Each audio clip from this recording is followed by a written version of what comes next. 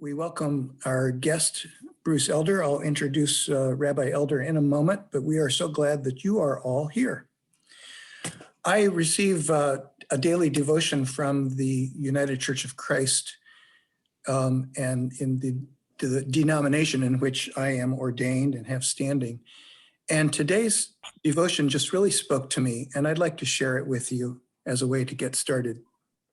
It's by Marche Greer, who works for both the United Church of Christ and the Unitarian Universalist Association. And her chosen scripture is Psalm 23, verse 5. Thou anointest my head with oil, my cup runneth over.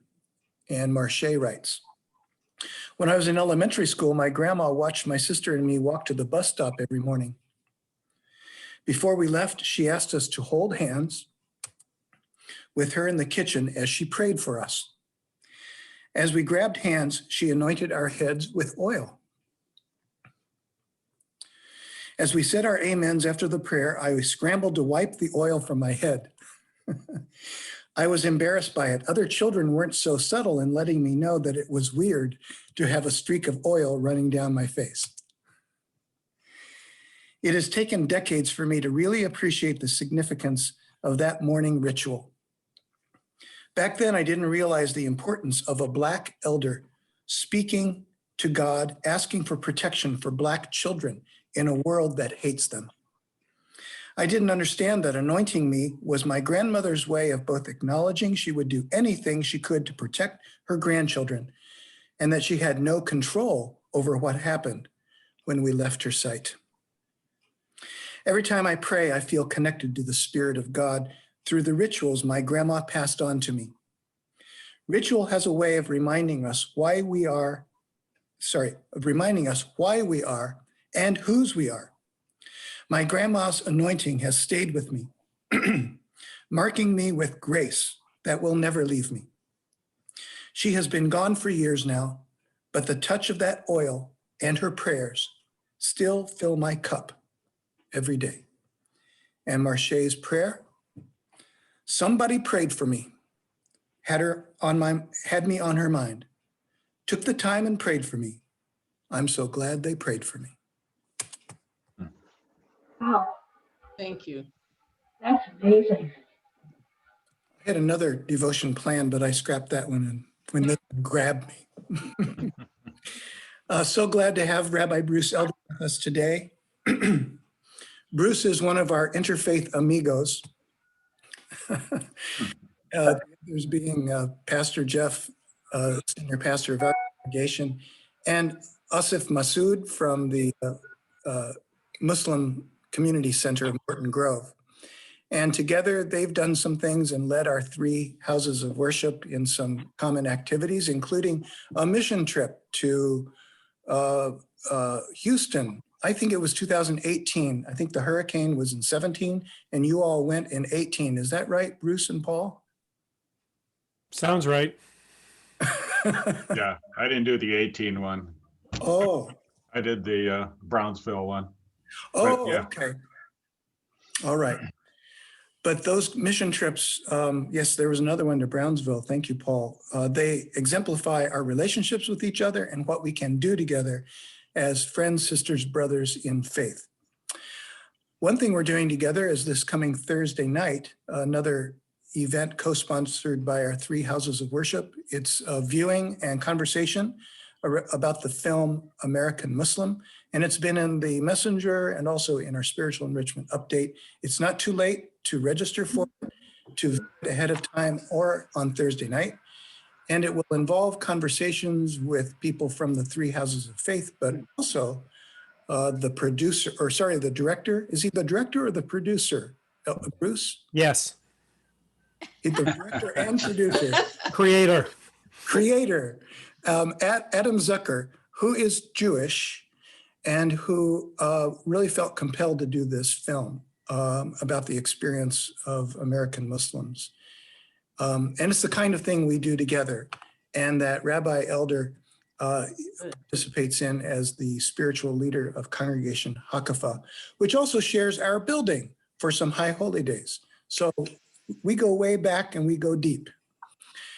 Over to you, Rabbi Elder. Tell us about your journey with the Spirit. Well, first of all, y'all can call me Bruce. Those who've been on trips with me know that. So please feel free to call me what you like. Hey, Steve, it's good to see you. I see you laughing there. And Bruce, sorry to interrupt you again. It would be good if everybody could mute themselves so that Bruce doesn't have to worry about barking dogs at my house or crying babies or all the rest of that. Bruce, go ahead. And let me also say, in the midst of me talking, anytime someone wants to jump in and say something or stop me, please unmute and do so, even if it's a dog. As I said to a number of you 5 minutes ago, I've been up since about 2 a.m. because we got skunked. So I got a skunk bothering me still to this moment. So I feel as comfortable with you almost as I do with Hakafa, given the relationship that we've had over the years. I think this is my 5th or 6th or even 7th time speaking to the Sunday morning group over the past number of years. So I thank you for allowing me to come back. I am, on the one hand, I'm really touched that you're having me come and talk about my spiritual journey. On the other hand, I'm kind of saddened by it because I have learned that there are 2 things that are indicative of the fact that you're getting old. One is that when you're hanging out with your friends, you start talking about bodily things and pains and aches. And number 2 is that you're getting old when someone asks you to reflect on your spiritual journey. So thank you, and I'm saddened at the same time. As I was thinking about this, I have never been asked to do this. So I'm actually nervous. I stand in front of people and talk all the time, especially in this capacity. I kept coming back to a story, a seminal moment in my life. And no matter how many times I come back to it, I've come to appreciate that seminal moments aren't about the moments, but about our reactions to them. And so what I want to share with you today is a number of vignettes or seminal moments in my life, even though as a rabbi, I know I'm supposed to say, every moment's a seminal moment, appreciate them for what they are. Some are more seminal than others. So I want to go to the one that I think was a turning point for me, if I can. And this is another way you know that I'm old enough, because I'm about to talk about Woolworths. And I don't have to say to all of you, do you remember Woolworths, right? So this took place on actually July 1st, 1990. July 1st, 1990, I was working for an organization known as the Jewish Council on Urban Affairs. Some of you have heard me talk about it in the past. It is a Jewish social justice organization in Chicago that was formed by the founder of Congregation Hakafa, Rabbi Robert Marks. In 1990, I was the outreach director of JCUA, and my job was to engage and involve the entire municipal Chicago Jewish community in justice issues.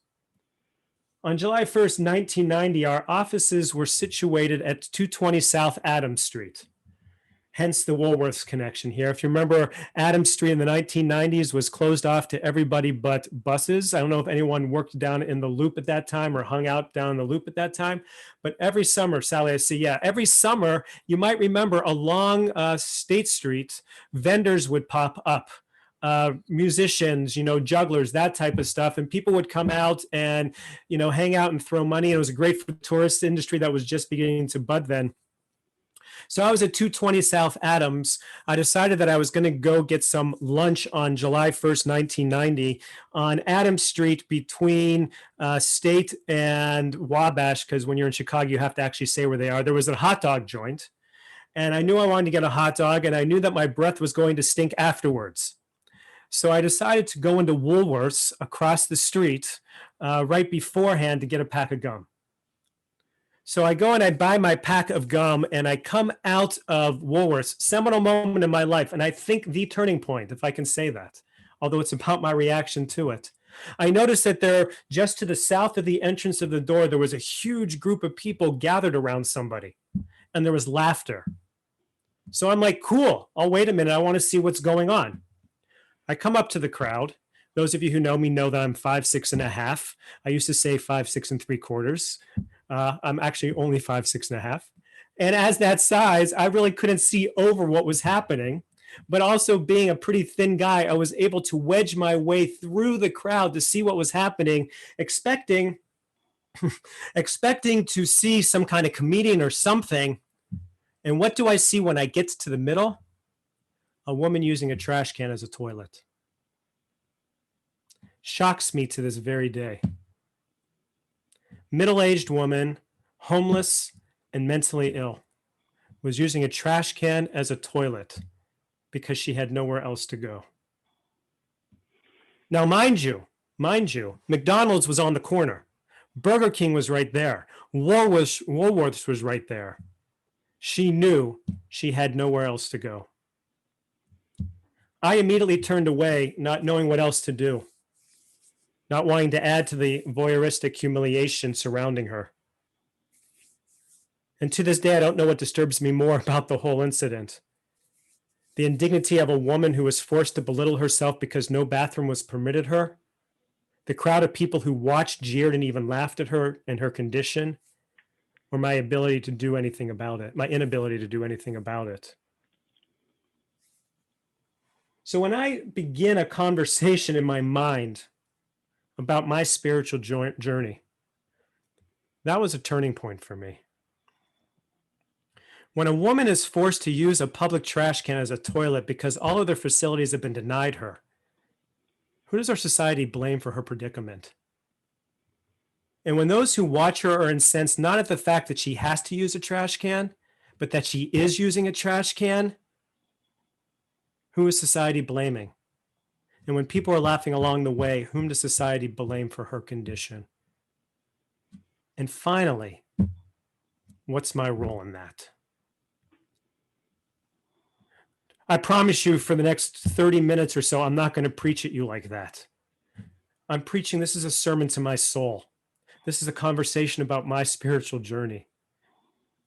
It didn't begin there, but my awakening did. My journey actually began 23 years earlier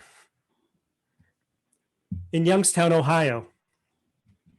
But to get to that part of it, I got to turn to a different vignette, holding on to that woman in the trash can.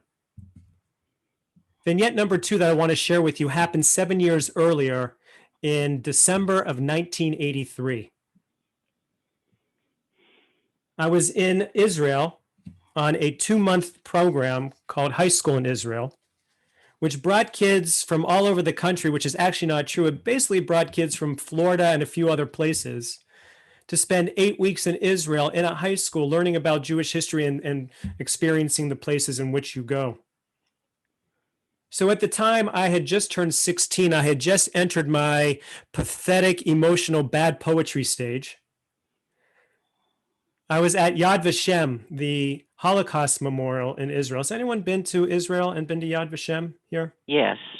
Okay, I got somebody. Oh my God, that's one of the things we're all going to have to do is take a trip together to Israel and share our different connections. Steve, get on it. All right, so I was at Yad Vashem, 16-year-old, bad poetry phase, walking through the museum on our trip. At the end of our trip, we were taken into a room to be shown the movie Night and Fog. I don't know if anyone saw the movie Night and Fog. Night and Fog was the movie documentary in the 1950s produced by Hitchcock, recounting he got into the camps right after they were liberated. And I had this really profound, awful, horrible moment of just the weight of the world as a 16-year-old in the bad poetry phase. It hit. The reason it did was twofold. One, because as many of you know, and if not, I'll tell you anyhow, I'm the second generation. My father survived the Holocaust. I'm going to show a picture in a moment. But what made this particularly important and a seminal moment in my life was not just the fact that I was trying to come to terms with me as a 16-year-old who was just of the age when my father came to the United States because he experienced the Holocaust as a 14 and 15-year-old boy in Auschwitz and Dachau.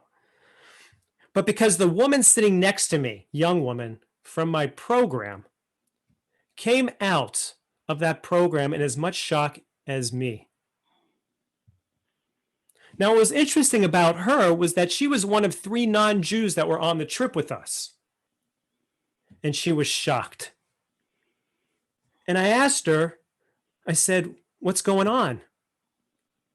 And she said to me, "I have never told any of my friends this, but my grandfather was a Nazi in Germany." And I turned to her and I said, "I haven't told any of you this, but my father was in Auschwitz and Dachau." And this wonderfully horrible poem came out. I've got 6 million penned up in me, wanting to be what I have to be. See their faces, hear their cries, be 2 of those 12 million eyes. I see it in my father's eyes, those eyes so deep and petrified, and just to say, "I love you, Dad, look, we've survived." My father's memories live on forever past his lifelong endeavor, through which his stories I reflect an experience of the few select who chose to say, "No, not I, I've got the power to defy." I've survived, yes, I have, to say to those who don't give a damn, we are one, we're together to live through the hated past and make it better. Don't forget those last 6 million souls, or you yourself as a losing fool, to shun the past and say it couldn't be, not if it didn't happen to me.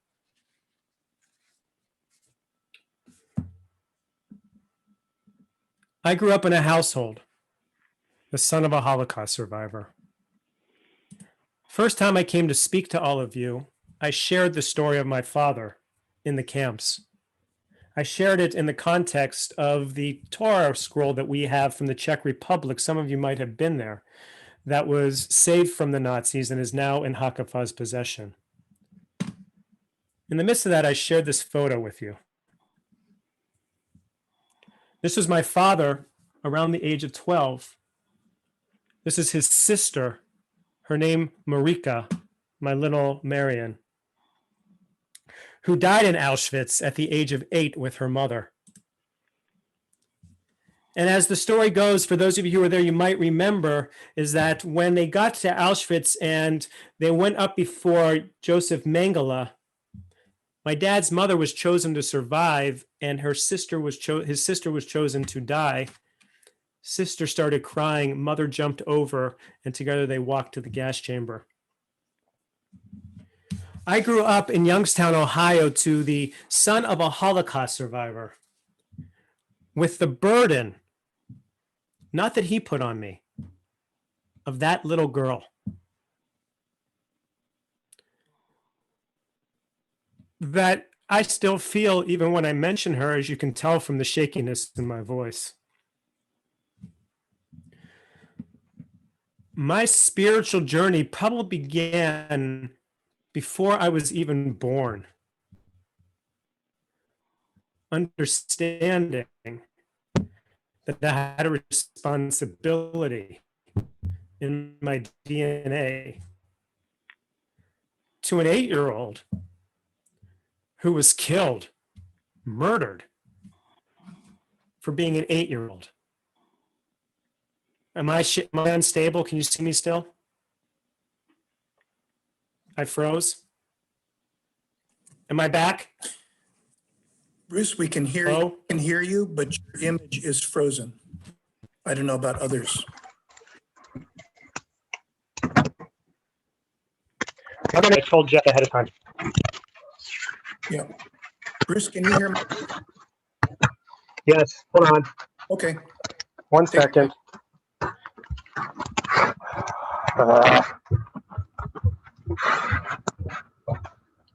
One second.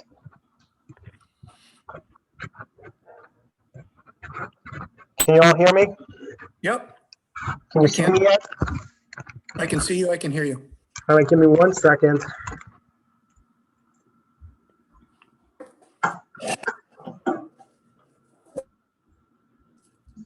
Did I not tell you that was going to happen? My apologies. You would think after a year, able to actually pull this off. Y'all can hear me okay? Yes? Oh, you're all muted, so I can't hear. Okay, hold on 1 second. Yes. You're coming in fine, Bruce. Okay. Oh my gosh. See what happens when you have an emotional moment with people? Hold on one second. God has other plans. Here we go. One more second.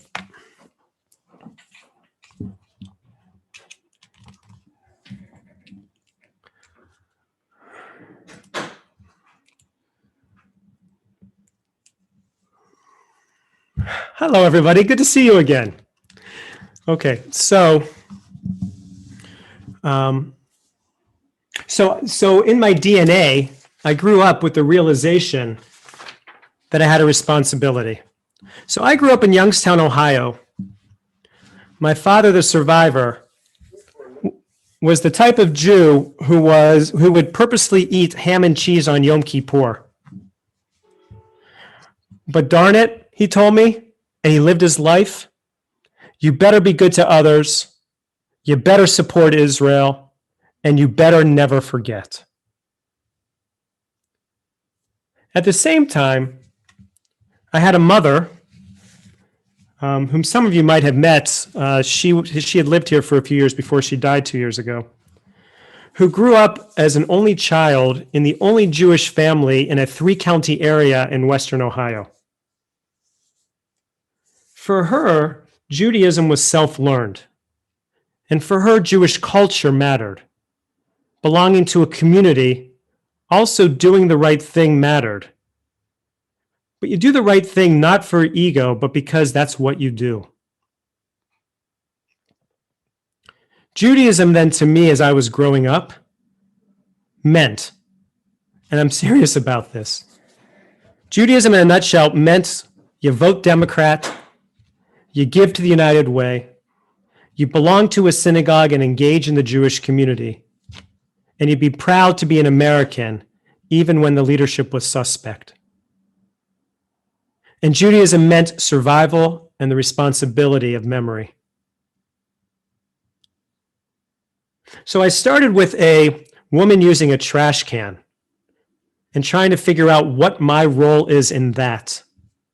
And I immediately went back to the Holocaust, to an experience in Israel when I was sitting with a 16-year-old friend discovering the weird vibe that we now had between us because her grandfather was a Nazi and my father suffered because of him. And it's part of the formation of my life getting to a point where we are now. The Jewish tools I had growing up were like all of our kids today. I was stuck in religious school and Hebrew school through the 10th grade and appropriately hated every moment of it. I grew up in a Jewish youth group, went to Jewish overnight camp, had a family trip to Israel beyond my Israel experience, and was burdened with Marika and began to accept it as an honor. I went off to Indiana University after graduating high school. I would have gone to Ohio State. I think, Steve, you might know this. Perhaps not. Steve and I have spent a lot of time together. I don't mean to keep turning to you, Steve, at the exclusion of everybody else. I apologize. When my father came to the United States, he went to Ohio State University right after he graduated high school, and he claimed that Ohio State University was the only place to allow him to be him. So he wore only scarlet and gray. All our cars were scarlet and gray. When I got in trouble growing up, I got sent to Michigan, not to my room. So I grew up with a visceral hatred of all things Michigan. And to this day, I root for Ohio State football for some strange kind of reason, because I understand that one of the few things that my father and I could do together was experience those football games. So my, and if you want to be my therapist, my moods on football Saturdays, in terms of my father and I having peaceful, good moments together, revolve around that stupid football team. So I did the only thing I could do when I went to college, and that was not go to Ohio State. Now, there was no way I was going to go to Voldemort. That's what we call Michigan in the house, Voldemort for you Harry Potter fans. There was no way I was going to go to Voldemort because that would have been a slap to my heritage. So I went to Indiana instead. Now, I should have gone to Ohio State. I probably would have had I not had my rebellious streak in me. Yes, call me the rebel that I am. But it's also, I went to Indiana because while I was in growing up at my Jewish youth camp, Zionist camp, the third year that I went, I met somebody on June 28th in 1981. And I know the dates, I'm sorry, June 30th. I know the date because it was 2 days after my sister's wedding. I had to go to camp late that year. And I met someone that I became really good friends with. Her name was Rona Harth, and she lived in Missouri at the time, and then moved here to Chicago. All throughout high school, Rona and I kept in touch. We spoke a couple times, probably once a month. We wrote letters to each other. We visited each other. My senior year of high school, I was president of my Jewish youth group, and she was president of hers, so we weren't keeping in touch as much. I went to tour Indiana University over spring break of 1984, and I was waiting for the tour to begin.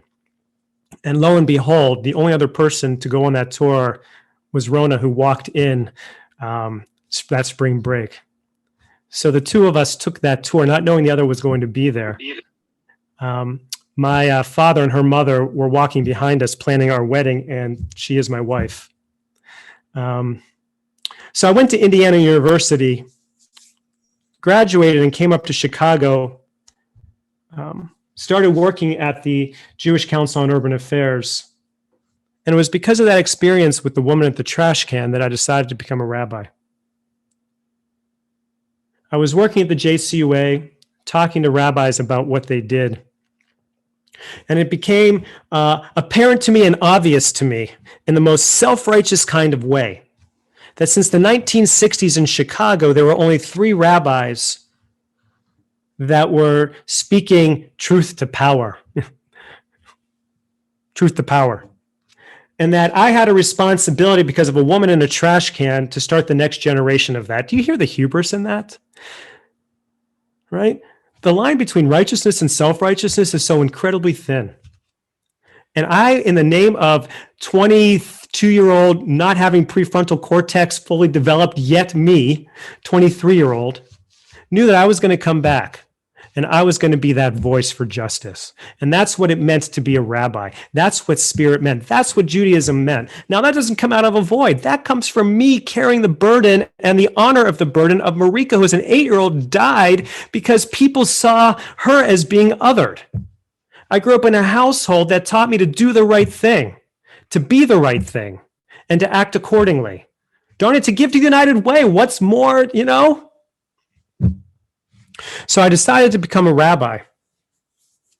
And I went off to HUC, Hebrew Union College in Cincinnati. My father died right when I got back from my first year in Israel. Seminal moment number 3. It was in 1994, about a year and a half after my father died, that I had to take a class in rabbinical school called CPE, Clinical Pastoral Education.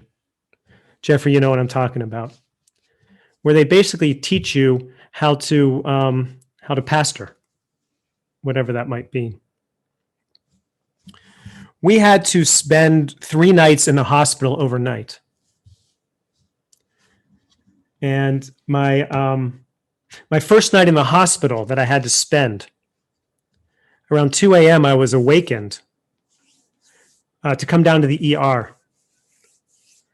3 boys, 16, 14, and 12, I think the youngest one was, went out to one of their parents' tool sheds, got high, huffed gasoline.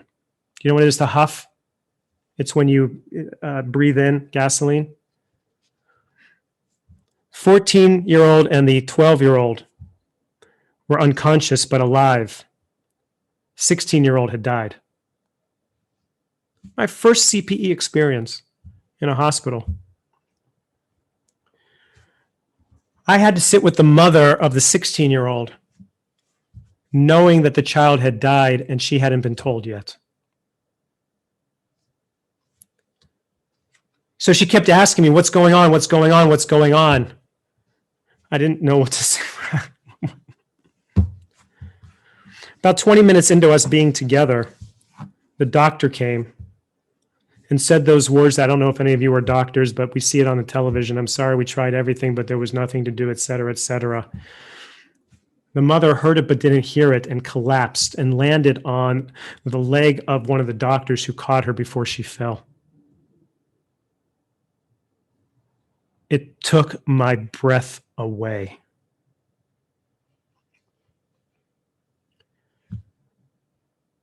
We are called upon so often as human beings in this world to speak. And I was going into the rabbinate as this self-righteous, this is the spirit of Judaism, this is what Judaism is. I'm going to come and be a voice for justice.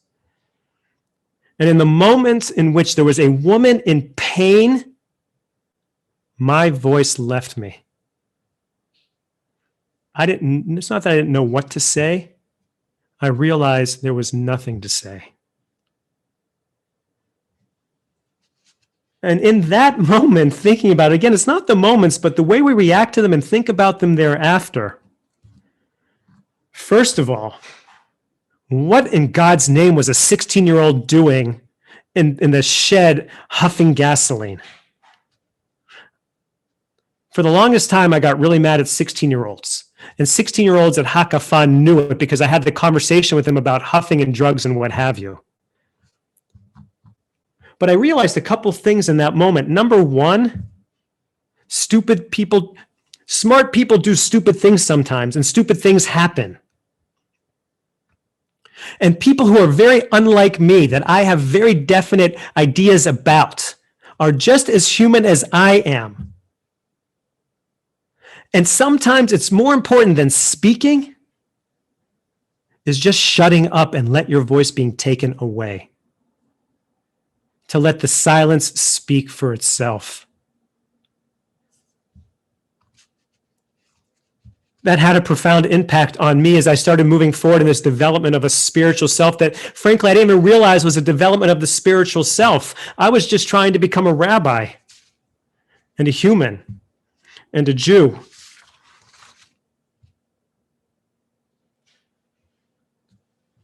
I got ordained in 1996. And before coming to Chicago, it was always my hope to come to Chicago, to work part-time at JCUA and part-time at Hakafa with Rabbi Marks. It wasn't available when I was ordained, so I went to Greater Philadelphia. It was actually New Jersey, but I couldn't admit it back then that I was actually living in New Jersey. I told people Greater Philadelphia. If you're from New Jersey, I apologize. This is on me, not on you. It was really bad.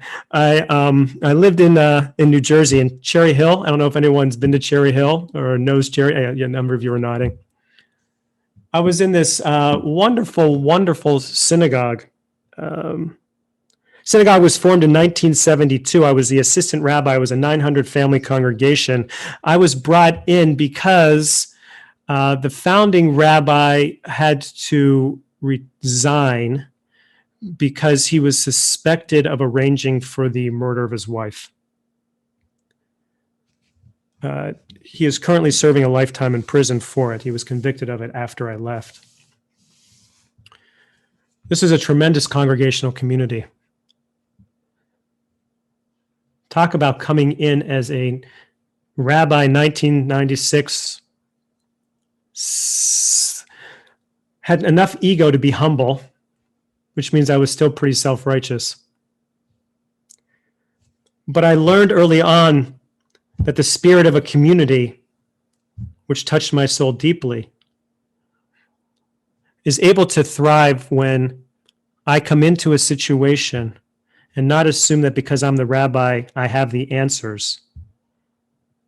But that sometimes to be a person who's called a spiritual leader, and I would never call myself that, is someone who learned that lesson from that mother in that moment in the hospital is to just shut up and let the spiritual energy create itself and try to facilitate it.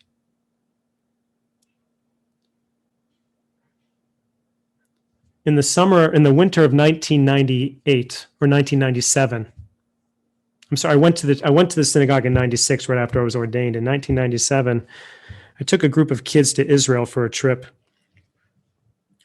At the time, we were still allowed to go up to the Dome of the Rock. And we took the kids up there on a Friday afternoon, right before Shabbat. Experienced the beauty of the Dome of the Rock. Heard some of the chilling stories of what happened to Palestinians up there. Afterwards, we were walking through the Arab quarter, and prayers had just let out, and there was a whole rush of people that were coming through. And I was standing in the back of the group, making sure I was in charge of making sure no one got lost. 28, 16-year-olds walking through the old city of Jerusalem. Other stories. Another seminal moment, I'm walking and my eyes are looking to make sure all the kids are together in this crowd. Palestinian man grabs me by the shoulder and stops me, turns me to him. He says, "You don't need to be afraid here." What do you mean? I'm not afraid. I'm looking for kids. They're going to go, "You don't need to be afraid here." I see it in your eyes. And he did this. I see it in your eyes. Don't be afraid. And he disappeared into the crowd. How dare him? How dare him stop me? How dare him tell me something that really, how dare him look me in the eye and see straight into my soul and know my greatest vulnerability? How can I who grew up in a household as being othered, how could I, as one who saw a woman using the trash can as a toilet, and have that as a seminal moment?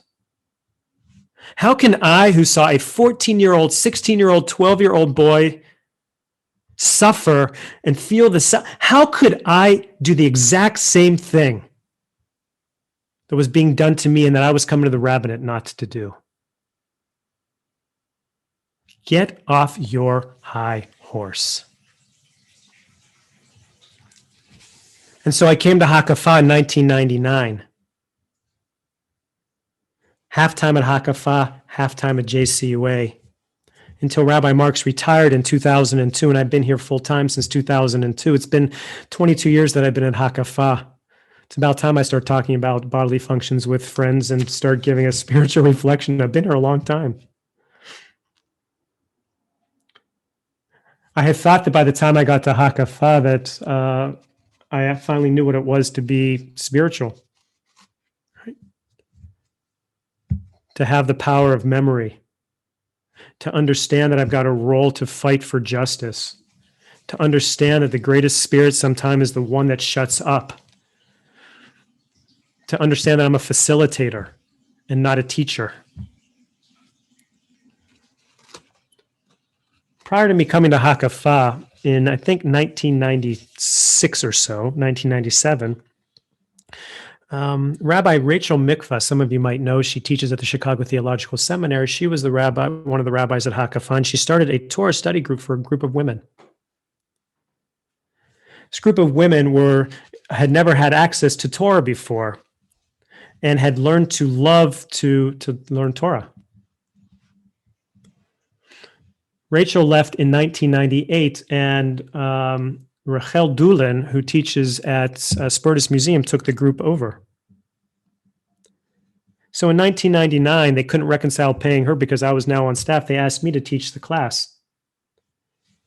So here, good old Bruce, who's no longer self-righteous, only righteous, who learned all the lessons, comes to learn Torah with a group of 20 women and one man, give or take the number of women. And we're learning a text and we're reading the Torah, and all of a sudden I say, well, let me share with you what the rabbis had to say about this. They said X and Y and Z. And I say that, and they stopped me and they said, What do we care what a bunch of old men from 300 years ago had to say about this text? When's anyone going to listen to me? How dare them? How dare them tell me what to do as a facilitator? How dare them be right? That moment, on top of all these other moments that I have shared with you that might seem random, but are part of this panoply that have created this journey that, frankly, I only really got on the bandwagon 4 years ago, which I'll share with you with one more story in a minute, caused me to step back, caused me to realize the inherent misogyny that I still carried as a man that I didn't even realize that I had. The ego that I had in my training, in the wanting to be the justice guy, in the I know what's best. More than anything, that group of women taught me how to get off of my ego so that I can start to accept something that is divine. Some of you might have heard me say in the past, and I know I want to give some time towards the end. We're getting close to 9:30. I'm watching, Jeffrey. I have come to appreciate that the majority of the time that we're talking about the God in whose image we are created, what we're really talking about is a God that's created in our image, not the other way around. I had spent the majority of my life, right, giving birth to a wonderful mirror that I called God, that accepted everything that I accepted, that understood everything I understood, that spoke in my language. That instance with the women learning Torah was the penultimate breakdown in my realizing what the divinity is, which allowed me to start the spiritual journey. The last one happened in 2016 in the Dominican Republic. I was in the Dominican Republic on a global fellowship with the American Jewish World Service to learn about justice in global South communities and how to support it. It was a week before the inauguration here, and there was a lot of anxiety in general all over the world, actually. We were meeting with a group of transgendered sex workers at a restaurant. Women. The restaurant was outdoors. We were indoors, hearing the story of these women who were born in the body of a male, but knew early on that they were women and had to live true to their lives and suffered horribly for in the Dominican Republic. They were trying to unionize the sex workers by themselves to establish some power, to get some kind of political push. And their stories were so powerful and heart-wrenching. And afterwards, we had to walk out with this group of 15, 20 women, and there were 12 to 15 of us. And we had to walk through the restaurant, which was outdoors, to get back to our vans.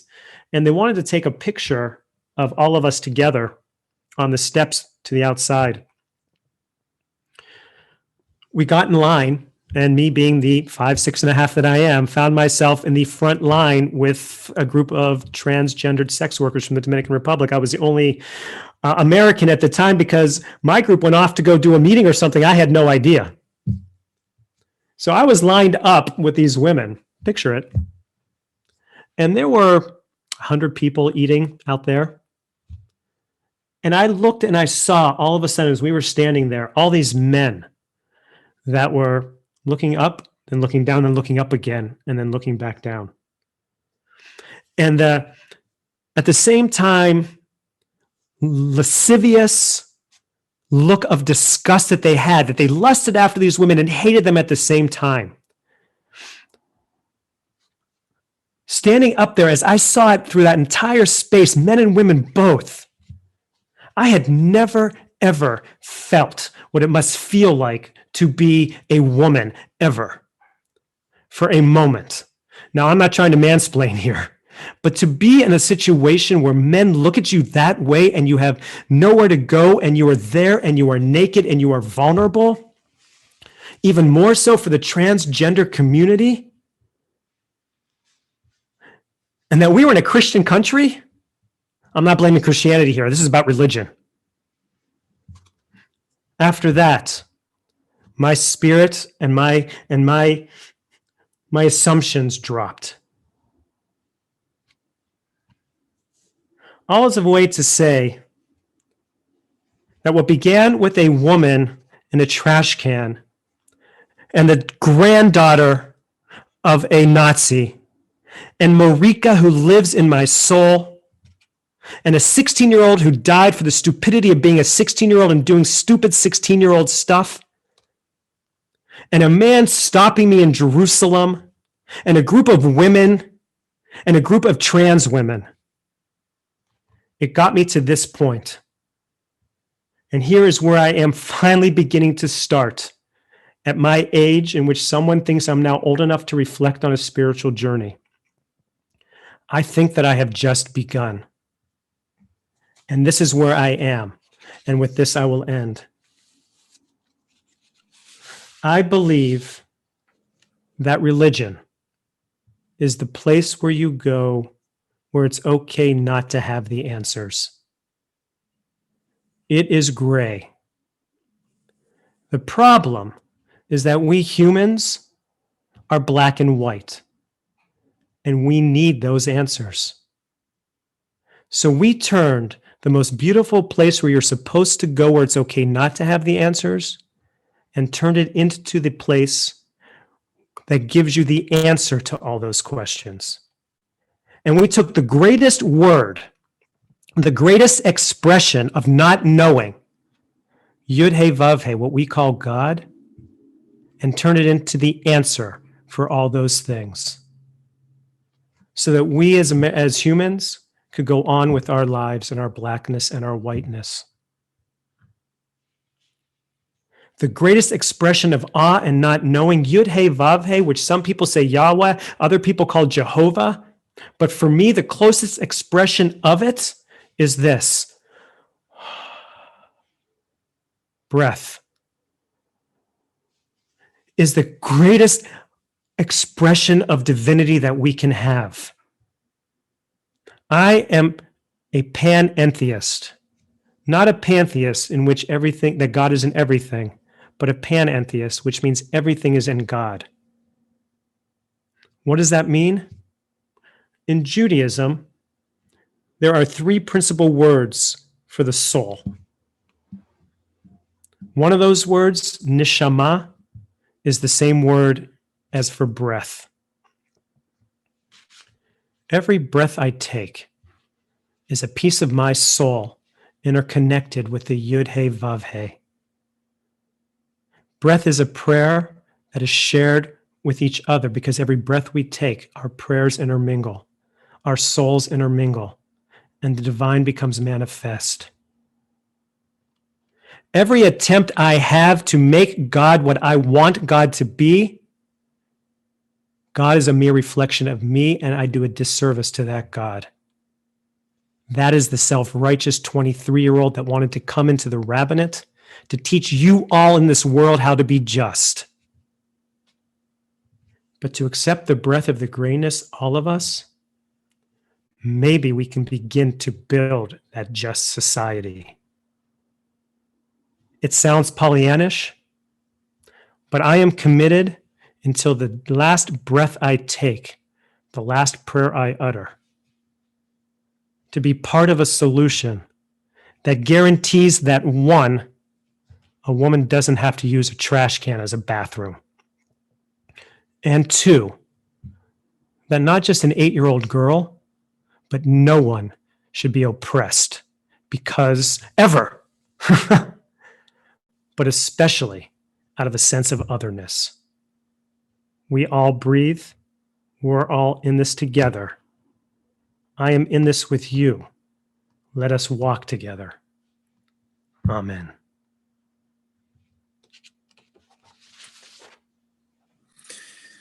Bruce, We are so grateful for your testimony today, your witness to all the promptings within you and outside of you that have brought you to be the person that you are with us today. You have been honest and vulnerable. You have risked showing us your inside, just like the Palestinian man in Jerusalem who was looking in your eyes and saw your soul. Darn him, darn him, darn him, darn him. You have led us inside today so we could see the authentic Bruce today. Very powerful. Thank you. Bruce spoke about seminal moments in his life, spoke of several. As we consider them for the rest of our time today and even beyond, two questions come to my mind for you to consider. One is, as Bruce shared each seminal moment, how were you feeling, responding within yourself about his seminal moments? What resonated and echoed within you about the Spirit's call and presence in your life in Bruce's seminal moments? And secondly, what have been your seminal moments on your spiritual journey? And the reason we have people share their spiritual journeys with us, it's not just to be entertained. Ultimately, it's what stirs within us as we hear such a powerful statement as Bruce provided for us today. I just want to thank Bruce for his whole presentation. It was just powerful. I got a tear in my eye. But the fact that he took time to reflect on these seminal moments struck me. I think too often I certainly have, so caught up in what we need to do every day. We have these moments, but we just let them go. So very instructive to take the time to reflect and let it hit home. So thank him for that. I had a question for Bruce. In this last year, because so much of what you do seems to be you going to a place where you can make a difference, how has COVID impacted your work and what you are driven to try and accomplish?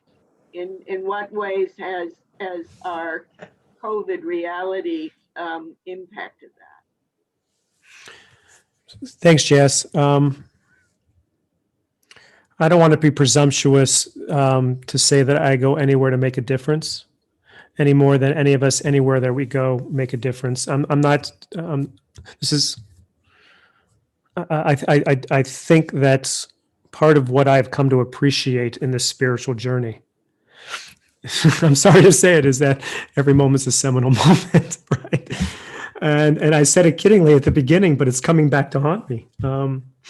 Is that even in COVID, especially in COVID, it's not where we go, it's what we do with whoever we are. And how much do we listen and how much do we pretend to listen? And how much do we allow the rhythms of the world to set our agenda instead of us trying to conquer it? It's been a real challenge, right? I mean, for a lot of us. But the need to be present for each of us at all times, that's the grayness. That's the greatness and the openness. So yes, we're not going to the border. We're not going into the city. I would have been at the protest for Black Lives Matter. I would have been other places. We're not doing that. Right? One thing it's given me, JS, is an appreciation for people who have had to experience this all the time. Right? Is to be interconnected in a way that allows all people to feel like you're on an equal playing field, that we're on an equal playing field. The opportunities to be opened up to empathic moments, right? Not so that I can feel your pain, but so I can feel myself and the usness together. COVID's really grown that. And at the same time, I'm sick of playing flat Stanley. I like 3D, not 2D.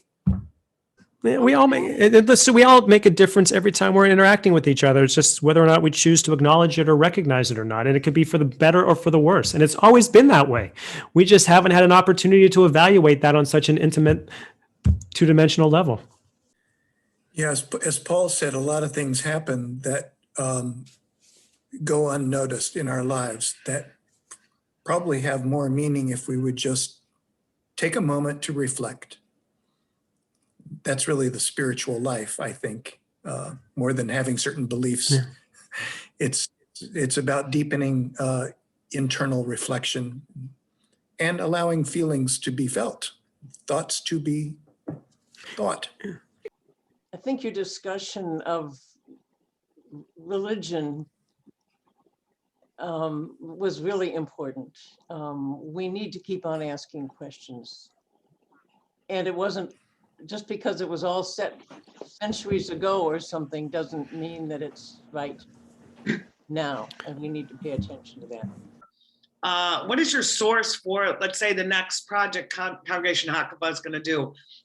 Like you read about some injustice and then you decide to research it and go, or how does that work? And how can we do that again together as, love to do another thing with the Muslim community and with you guys. And that was so powerful for me. So I'm just hoping like we could piggyback or do it again with you guys.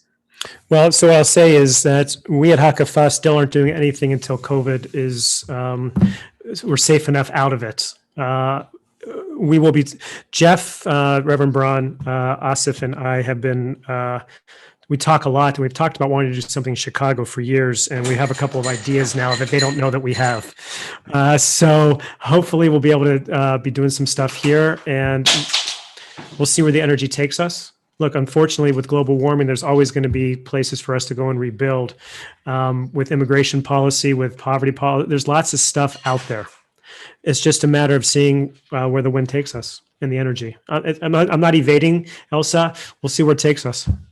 Yeah, well, don't forget to take us with you.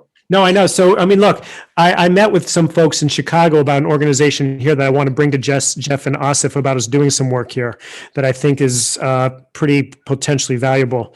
But there's going to be work elsewhere too. So yeah, because part of the good things about us going away is the fact that we can go away together and we have that bonding time when we're living together and sharing together. That's really important. So yeah, thank you. Even Thursday's film and discussion, I don't mean it to be a plug, I guess it is, but it's a way of coming together and learning and growing together, not just doing together. Doing's important, but just being and deepening our commitment to this common. Oh, I would say, Jeffrey, that our experience when we were away together was just that. The being really kind of allowed the doing, it emanated through the doing. I just wanted to say thank you as well.